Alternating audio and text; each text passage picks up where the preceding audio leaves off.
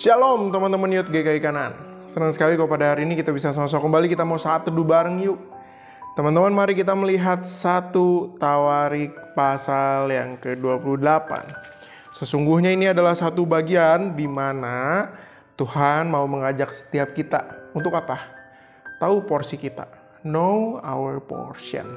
Mari kita tahu porsi kita, sama seperti yang menjadi teladan dari Daud. Nah teman-teman, dari pasal 28 ini kita akan melihat nih 28 nanti 29 ini adalah akhir-akhir kehidupan Daud.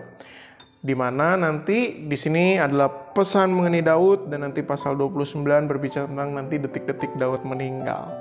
Tetapi ada satu hal yang menarik yang Daud lakukan yang dicatat di dalam ayat yang ke-11. Itulah sebabnya mari kita sama-sama membaca ayat yang ke-11. Demikian bunyi firman Tuhan.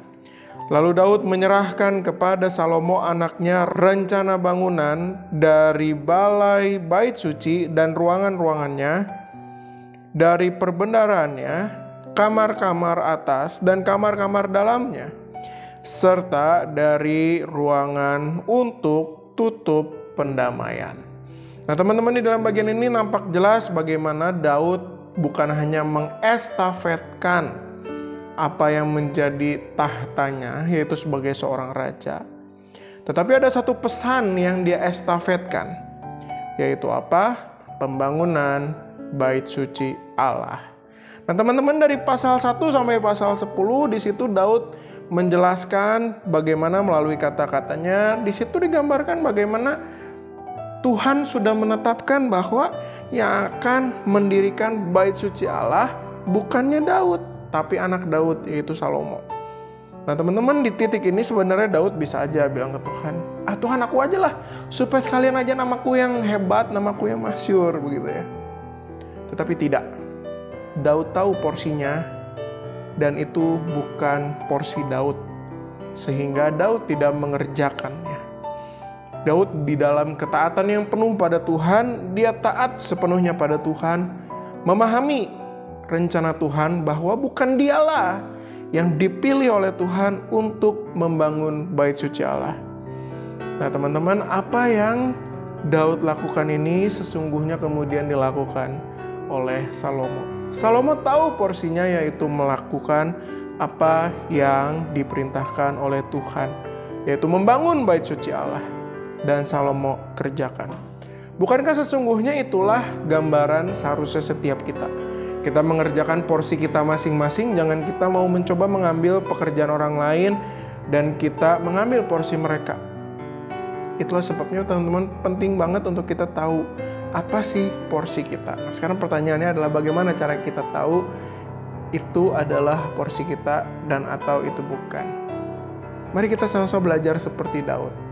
Bagaimana Daud tahu porsinya?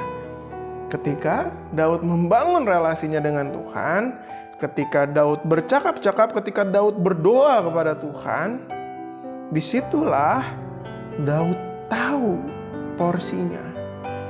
Dan bukankah seharusnya setiap kita juga begitu, membangun relasi kita yang intim, yang dekat dengan Tuhan? Kita bertanya pada Tuhan, Tuhan yang mana porsi saya? Just show me my portion. Nah teman-teman, mari kita kembali memiliki satu kehidupan yang apa? Yang dekat dengan Tuhan. Kita tanya pada Tuhan, kita berbicara pada Tuhan, kita berkomunikasi dengan intensif dengan Tuhan.